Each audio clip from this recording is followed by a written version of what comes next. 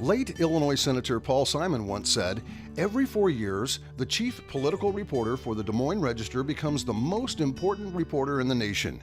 It is a position that could cause vanity and abuse." To his credit, David Yepsen handled this position with sensitivity and balance. For 34 years, David covered every presidential race as a political reporter, editor, and columnist for the Des Moines Register. For 30 years, he has been a host, panelist, and guest on television and radio. He currently serves as director of the Public Policy Institute at SIU Carbondale. Please welcome David Yepsen to share his insights on Politics 2013.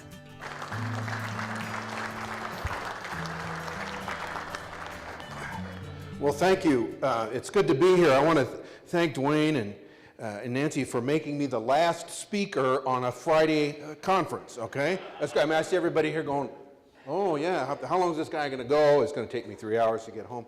I'm going to try to make this as quick as I can to discuss with you some of the things about that are going on in politics. And Dwayne said I should tell a few war stories from the days of covering presidential campaigns.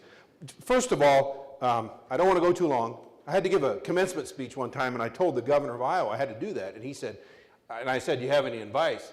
And he said, "Whatever you do, don't go too long. They won't remember a thing you say, but they will remember if you go too long." Terry Branstad is on the verge of becoming the longest serving governor in American history, so I think he probably knows something. I also want to compliment you folks on the work you do. I was born and raised in Jefferson, Iowa, and my father worked for Iowa Electric Light and Power for 35 years, and he was a natural gas serviceman. And you know, I know at the front office, the investor-owned utilities sometimes don't see eye to eye with you folks, but down at his level, at the grunt level, the lineman for Iowa Electric and the lineman for the Greene County Rural Electric Cooperative did a lot of work together. Storm had come up, somebody needs something done. They were out there together. And I have a great deal of admiration and respect for what your employees do, because my dad did the same thing for Iowa Electric. Well, let me just give you a couple overview comments about, well, let me just start with a couple funny situations I ran into as a reporter covering politics. I remember in 1976, I was a kid reporter at the Register, and it was Sunday afternoon. A guy named Jimmy Carter called a press conference, and I was the only reporter that showed up.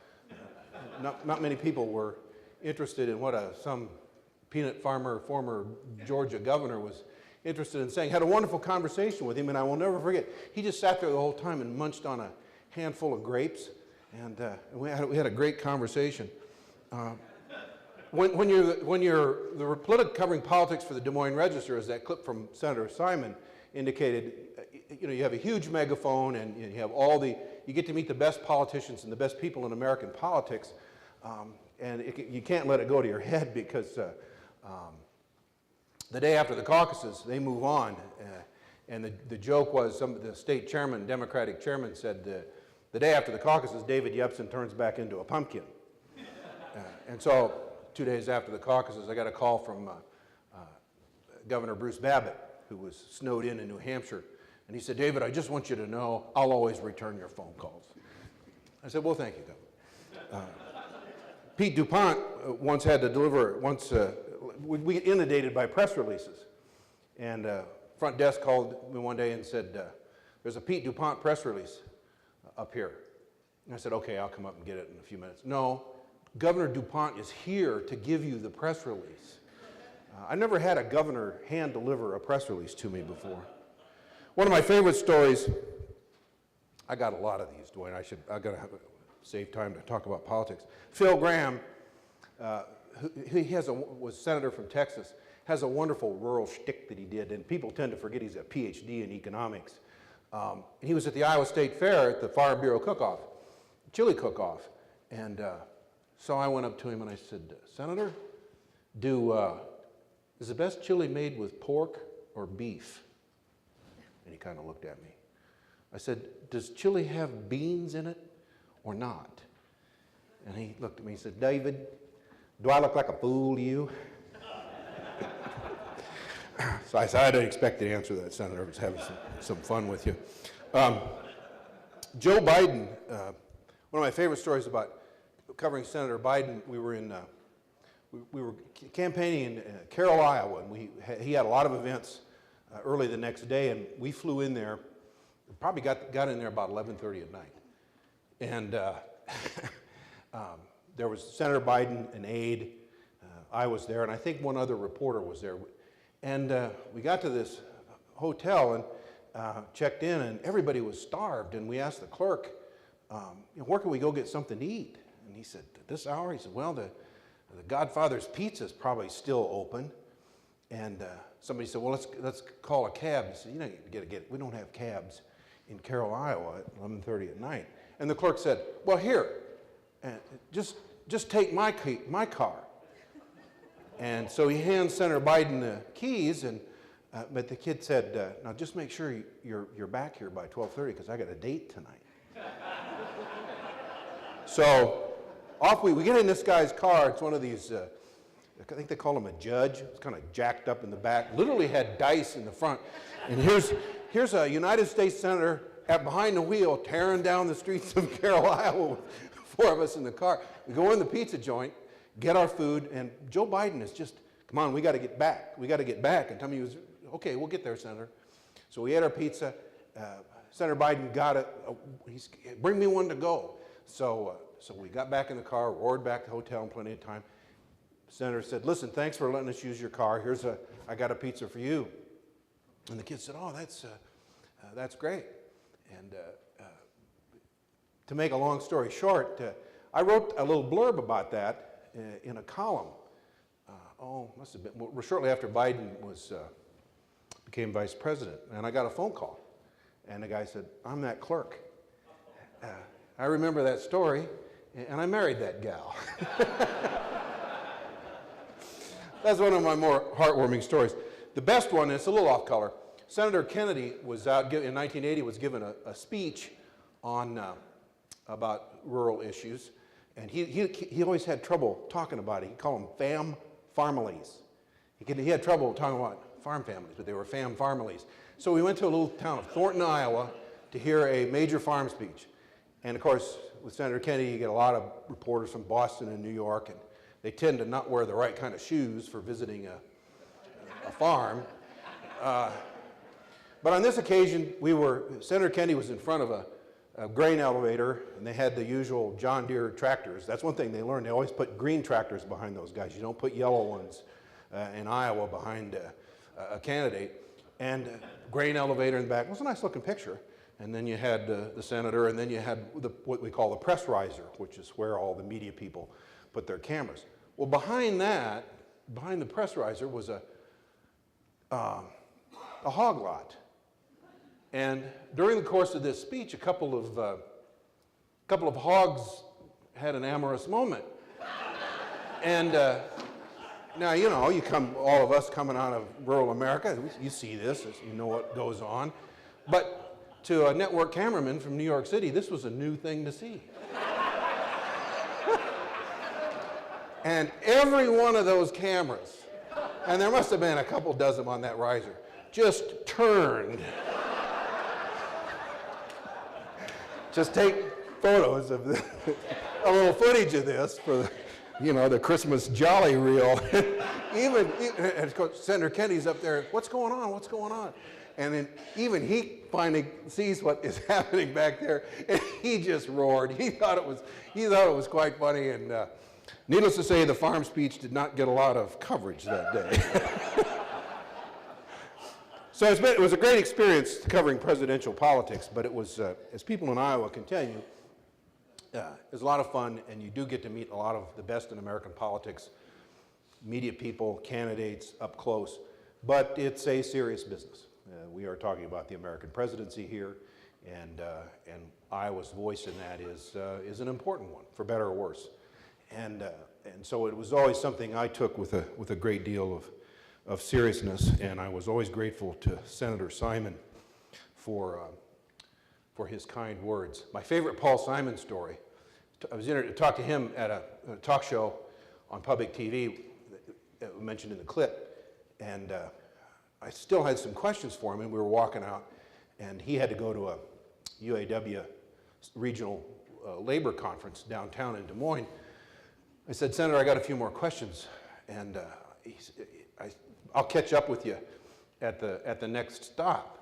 And he said, well, I'll just ride along with you, and we can talk in the car. I said, no, the car is a little small. That's okay, just the two of us. And I said, well, you're going to the UAW meeting, and we don't have room for staff and all that. And he said, well, we can just talk. I said, Senator, I'm driving a Volkswagen Rabbit diesel running on Michelin tires. I don't think you want to be in that car with me driving up to a UAW meeting. And he looked at me and said, oh, thank you, David. So I drove down there and met up with him later, but he took his own car, an American-made car. A couple things about politics today. I want observations, and then I do want to save time for your questions. Somebody mentioned this earlier about polarized politics. I think the single most important public policy issue facing the state of Illinois is the way we draw legislative and congressional district lines. This business of politicians picking their constituents instead of the other way around contributes to the polarization. It contributes to really what amounts to an arrogance of power. People do not think they have to be responsive. They don't see any incentive to work together. You know, when you gerrymander a state, you create a bunch of districts that are solely Republican and a bunch of districts that are solely Democratic. What that means is all you have to do to get elected is win a primary. And so if you're a Republican, you pander to the Tea Party and the social groups and the most conservative elements. And if you're a Democrat, you court organized labor and the liberals and the most left of center people. And there's every incentive to go out and pander to those groups and whip them up, and absolutely no incentive to work together when you get to Springfield. In fact, if you do that, if you start working with the other side, you could wind up getting a primary. So what this system of drawing district lines creates, and both parties do this when they have power, is you really set the stage for polarized politics, for a politics that can't work together across the aisle. And I think that it also means you don't worry about getting reelected. If you don't worry about getting reelected, you can do things like vote for appropriations bills and not the tax bills to pay for them. And that's a big part of the reason why Illinois is in the worst financial shape of any state in the country today. It's real easy to hand out pension benefits if you don't want to pay for it, especially if it's 50 years down the road. Let somebody else worry about it. And so I think there's a group now in the state of Illinois looking at trying to put a ballot issue on the ballot to fix this, to set up a citizens commission, to have that commission do this instead of just the legislature. I'd urge all of you, they're doing a petition drive now. I'm not in the business of endorsing candidates or ballot initiatives, but I do hope that you take a look at that as these people come around in the state and in your community seeking contributions and signatures primarily to get this on the ballot, because I do think it's one of the most important things facing the state. Big policy issue obviously has been mentioned as pensions. I don't know what the outcome of that is. I'm still optimistic though. One of the things about the legislative process is it's like cooking a bowl of chili. You know, what do you do with chili? You take a lot of hot ingredients and you throw them in a pot and you let it simmer for a long time. And eventually you get something that's edible. Well, I think that's what's going on with the pension issue. We're throwing a lot of hot ingredients together and cooking and cooking and cooking it to try to come up with some solution. But everybody's going to have to put something into this. Everybody's going to feel more pain. Employees are going to have to worry about diminished benefits, and taxpayers are going to have to be putting in more money, and other people who get money from state government, education, for example, is going to get less because we've got this huge problem. Now, there are a lot of ways to do this. I don't know what they're going to come up with, but it clearly is really the Pac-Man eating everything else in the room, and it needs to be solved. And we're going to have a pretty good discussion about tax policy in this state. You know, they have a temporary income tax increase, and how many people have ever seen a temporary income tax? So they're going to have to debate how they continue that. And there'll be some fun and games played with that. They'll pass a budget to show what would happen to spending in this state if you allow that to expire. And it would mean just draconian cuts. You can't take a 3% income tax and go to 5% and then cut it back to 3 a few years later without having to cut a lot of other programs. So they're going to be showing us what the pain and agony of that will be. I hope it leads to a larger debate about tax reform in this state. We can do some things in Illinois that other states do. We talk a lot about Indiana and how they're doing things, and they're coming over poaching, trying to poach fat businesses and so forth. If you took the Indiana tax code and laid it on top of, if you took the Indiana tax code and laid it on top of the Illinois economy, I've seen estimates that say you could raise $5 billion a year more. So it doesn't have to kill your economy to have some tax reform and broaden the base of the taxes. I'll give you some examples. We're going to have a conversation in this state about expanding the base of the sales tax. So it taxes more things. We don't tax very many services. But we wind up with a sales tax that's so high on a few things that it creates all kinds of disincentives and skews your tax system. So we could have a broader sales tax. We could tax retirement income. Tax retirement income on people who earn more than $50,000 a year, like most states do. You wouldn't be getting the retired teacher, but you would be able to capture some revenue from more well-to-do seniors. You know, back during when Franklin Roosevelt gave us Social Security, if you were old in America, you were poor. Now the poorest cohort in America's population is 5 and under. I mean, these social programs, Social Security, worked. Older Americans are more prosperous. So we're going to have a conversation in this state about whether retirees here, just like they do in other states, are going to pay a little bit more in income tax. It's not going to be easy at all for politicians to deal with this, but that's, you know, we're in a fiscal mess, and I would hope in this coming campaign for governor that we can have some straight talk from some of these candidates. If you don't want to raise taxes, that's fine, but tell us what you're going to cut. And if you want to raise spending, fine, tell us how you're going to pay for it.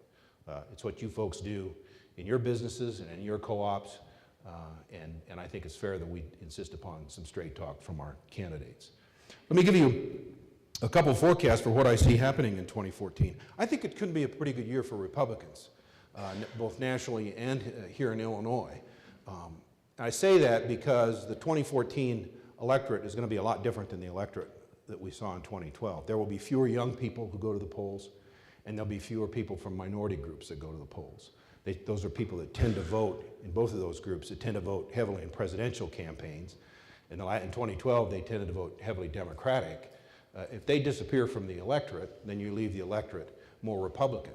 And I think in several congressional races in this state, you're seeing Republicans think they have a chance of picking off a Democratic incumbent. I know that's the case in Southern Illinois, where I'm from. But that's something to keep an eye on there. I think nationally, it looks to me like the U.S. Senate is going to go to the Republicans. They have just more opportunities to pick up seats in places like Arkansas and states that voted heavily, that have a Democratic senator, but in states that voted heavily for Republican candidates. So I think you could very easily see the U.S. Senate go Republican. And I think the House of Representatives nationally will stay Republican. Here in Illinois, I think it will stay Democratic, maybe by a smaller margin. The Democrats have one of their largest margins in history in this state, thanks to gerrymandering and a huge turnout in the 2012 election for Democrats. But Democrats also have a secret weapon, and that's called Republican primaries. If Republicans nominate for governor, let me back up, Republicans can win the governorship. Pat Quinn's popularity is very low. They have an opportunity here. But as we learned 4 years ago, in 2010, if Republicans nominate a candidate who is so far to the right that he or she offends women on social issues, turns off people in minority groups on immigration and civil rights issues, turns off gays and lesbians, which looks intolerant to young people and tends to turn them off too, then you're going to lose. And I think we saw that in the 2010 election, where Senator Mark Kirk, running as a moderate Republican congressman, narrowly wins a U.S. Senate seat. That same electorate turned around and by about 3 or 4 points, usually women in the suburbs, voted for Pat Quinn, the Democrat, over Bill Brady, the Republican, because Senator Brady was seen as too conservative. So the challenge for Republicans is to conduct a primary for governor that does not force their candidates to be so far to the right that they cannot appeal to a general election electorate in the fall. If Republicans nominate somebody who can appeal to a general election electorate, they got a shot. If they don't, then the issue won't be the management of the state under Democratic control. It'll be the Republican candidates' views on abortion and gay marriage and all those social issues that are so polarizing. So keep an eye on that. I think, well, just looking ahead to the 2016 election, here the thing flips. It looks like if Hillary Clinton runs, she'll be the Democratic nominee. Republicans are going to have a vigorous contest for the Republican nomination, and the same thing applies. If they nominate a right of center, a extreme candidate right of center, they're going to have a lot of trouble winning elections in November of that year. And where you really see this as very pronounced is on the immigration issue. There are a lot of Republicans who take very strong anti-illegal immigration positions. And what that's doing is that's turning off primarily Latino voters, which are an increasingly important segment of the American electorate. Republicans 100-some years ago drove the Irish into the Democratic Party by these Brahmin Republicans in New England. They have the little signs, Nina, in their windows, no Irish need apply. And the same thing, I think history is in danger of repeating itself for Republicans if they appear to be so anti-illegal immigrant that it takes on racist overtones. There's a real danger that some of the rhetoric that's flying around and that will fly around that Republican nominating contest could really alienate Latino voters for generations to come. So Republicans have to be careful how they conduct this primary in the presidential campaign of 2016 because they can risk dealing themselves out of being competitive in the Electoral College. That's what it's all about, as we all know. And even places like Texas are becoming more competitive because of the huge increase in Latino voting that's going on in America. So keep an eye on that as you watch the way the politics of 2014 and 2016 unfold. Now, what I'd like to do in the 12 minutes I've got left is to throw this open to your questions or comments. I used to earn a living sitting in the back of rooms, listening to people in the front of rooms talk about things nobody in between cared about. So what I want to do is take a few questions and comments from you. Yes, sir, I can barely see people, so. Opinion of Obamacare and how that's how that will play out. It's increasingly unpopular. The polling all shows that it's just not, even some Democrats that voted for it are getting cold feet. But yet, obviously, the president's not going to sign anything that borders on an repeal. But it's going to have a real unsettling effect on our economy. Businesses don't know what to do. There's some unintended consequences of people being asked to reduce their work hours. So there are a lot of things in there that are good, and that even Republicans don't suggest that we don't suggest we get rid of. But we're in uncharted waters here. This is a huge segment of the national economy, and there's a lot of uncertainty. And I think it will work, for right now, I think it's working against Democrats who voted for it. I think it'll be an issue. We all know something's got to be done. I'm not endorsing any health care plans here, but I think you could see this country just sort of moving more and more to a single-payer system. And we'll call it Medicare for all. And the opponents will call it socialized medicine. That's what most European countries do. And the reason that's going to happen isn't because a whole bunch of people decided the government ought to run health care. It's because a whole bunch of businesses can't compete with foreign competitors with carrying the burden of the cost of health care on their back. But that's not going to happen in a couple of years, but that's just slowly going to be how this evolves. Other questions or comments? Has Sarah Palin made her run, or is she still a viable national Democrat? Has Sarah Palin made her run, and is she still a viable? I think Sarah Palin is becoming increasingly marginalized. I think she's done things and said things, her performance as a vice presidential candidate, leaving the governorship. She's making noises about running for the Senate in Alaska. But I don't see her as a serious contender for the Republican nomination, and I don't think many Republicans see her that way. Even people that agree with her on issues have got other candidates who they can go support. Rick Santorum, for example. Well, is she playing a card at all in today's politics? Is she playing a card? Well, playing a part, yes. Where she comes in, and you see Mike Huckabee doing this. They have careers in the media, and those can be pretty lucrative. And so Fox TV, although Fox Television dropped her, but I think that's what she's been trying to do. And in that sense, she'll have an effect in terms of who she may endorse or what she has to say, the issues. But she's a celebrity, and she will always attract media attention. And I think that'll probably be her biggest impact on the race. David, Yes, sir. we're both close to Kentucky. Right. And what do you think about Mitch McConnell's race? And how's that going to fare? Well, I think, you talking about his primary or are you talking about general election? Both. Both.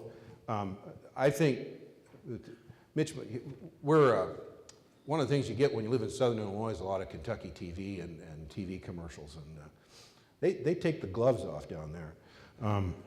Mitch McConnell, Senate Minority Leader, I think will probably wind up getting reelected, win both the primary and the general election. The Democrats in Allison Grimes, I don't think they've got a real strong contender there. She's got a lot of vulnerabilities. I don't think his primary, the Tea Party people are gonna be able to take him out in the primary. But because he takes it pretty seriously and he's raised a lot of money. He's seen what happened to Dick Lugar and Senator Bennett from Utah, that if you're a Republican in the center and you don't pay attention to your base, you can get Tea Partied. But I think he's done that. So my guess right now is he'll be safe for re-election. I'm going down tomorrow to the Fancy Farm Picnic. There's a little town called Fancy Farm, Kentucky, and for 120 years they have had a parish picnic, and it's all politics. They invite, and it's a great tradition in Kentucky. The candidates all come out there. They have a big tent where they give stump speeches and they call each other names, and it's a great tradition. They have a plaque there. It's a National Historic Site. The tree that it started under died, and there's two theories in Kentucky about why that happened. One is God didn't like what he heard, so he had lightning strike the tree and kill it. And the other was there was so much fertilizer spread around it that killed the tree. But it's a great tradition, and I enjoy going down there to do that. You have wonderful barbecue, but two things: it's a dry county, so they don't have any beer or liquor. I'd never been to a Catholic church parish picnic that didn't at least have a little beer, but this is a dry county. And the other thing you notice is everybody's smoking, because it's Kentucky and everybody's got a cigarette. Well, I gather it's getting time to wrap up. Can I take one last question? Yes, sir. I agree so strongly that this gerrymandering is the basis of the problem of the extreme sides of the issues. But that's been tried before, and the problem is defining the limits to what you can do, or what kind of words can you use, or can this committee use to try to define a district and limit it? What you can do is, well, you put a constitutional amendment in place that says this is going to be done by a citizens commission, and then they adopt a plan. And there are lots of different ways to do this, but you're taking away the power from the incumbents. The other thing you do is you set standards. Legislative districts be the same population. They have to be contiguous. They have to be compact. You look at a map of Illinois districts and you can see where the gerrymandering is going on. You have to respect the Voting Rights Act. And people want to. You don't want to intentionally diminish the voting power of one minority group. But it's interesting, a lot of Latinos in Illinois feel like the current system has favored African Americans. And there's a real combat setting up between those two groups over how districting is done. But you can do it with a computer. You can make it almost perfect. And you create, where I come from in Iowa, they've done it this way since the 1970s, and it works well. You have a normal turnover and of members, and you bring some fresh people in, and people have to work across party lines, and you create competitive districts. And they're going to try to put this amendment on the state constitution. It's a tough road. They've got to get enough signatures to get it on, and then they've got to pass a court test with a court full of elected politicians who will say it's permissible to put this on before the people, and then you've got to have a vote of the people. So it will be a tall order. And if that doesn't happen, one of the things we're working with the Better Government Association in March of next year to do some serious study on term limits. Term limits are a crude tool, but if that's what it takes to make some changes in Illinois, it's at least worth looking at to see whether that would be an option. If the effort to redraw district lines fail, then let's start thinking about some term limits in Illinois. I'm not ready to endorse that yet, but I think it's worth studying. I hope that answers your question. This has been a great group. Thanks for inviting me. Good luck in your work.